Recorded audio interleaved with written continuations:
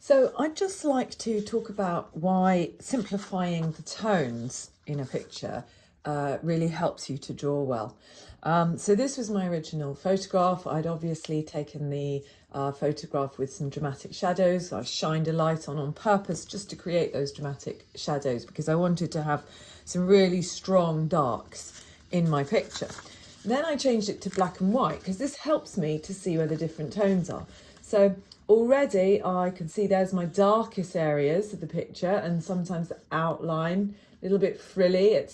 You've really got to look at those marks that you might be making with your pencil. This bit here, and obviously the lightest parts of this image are whatever you call this, pith, is it? No, in the middle. There's white bits around the edge here, and of course the background is quite light as well. So I started to draw that using the photographs to help me, and this is what I got. And I also wanted to let you know about the posterize thing that you can do in Photoshop and probably other programs too, where if you go get your photograph in there, I changed it to black and white by desaturating it.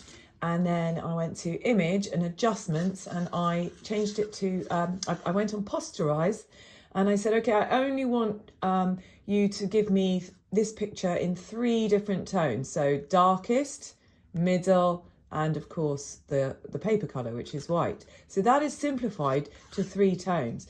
Then I went back to my drawing and I thought, okay, yes, of course, because this, if you compare the black and white photo to the posterized photo, you can really see how it has managed to say that this bit here is really, really dark bit here, really dark there, little bit of a mid-tone around the edge of that shadow there. So I went back to this drawing and I started to go, okay, so where are the really dark bits? They sort of come out around here. I could do this a bit darker. There's actually this bit around here is a bit darker. That's the mid-tone, the one in the middle. And in fact, it's not quite as light around here. If I was to look at this one, there is a sort of mid-tone going around there. So I'm just going to fix that now. And I mean, it doesn't need to be very, very precise. You're kind of finding the right marks and the right tones to just represent reality. So there's a bit of subtlety there, and I would probably go all the way around this rim.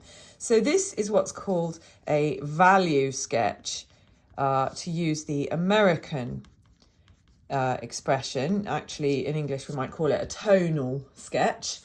And it's different to this kind of sketch, which kind of did look at tone a bit. As you can see, I was looking at the shadows, but it's mostly outline. It's mostly trying to work out, what's going on where and how does each shape relate to the next shape.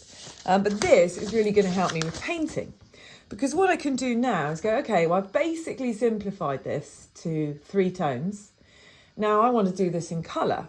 So as Erica Lee Sears does, she's making her shadows, that's these bits here, really dark blue. That's not black, that's actually a dark blue. And her background is of the blue variety. And you can see that she's got all these pinks on this side, which are generally, I would say, darker in tone than this side, which is an orange. So it's really about finding the colours with the correct tones. So we've got like 3 blues going on in here and a bit of a turquoisey green, and they're all different tones. So really, even if you use several different colours, what you really need to be getting right is the tones. Okay, so if I choose a very dark blue or even a very dark red, if I wanted to do this darkest one, as long as it's dark in tone, that's fine. Okay, and then of course certain colours are always going to be a bit lighter in tone. So like yellow, for example, yellow would work here on these lightest areas. It doesn't have to be white. Maybe a light pink.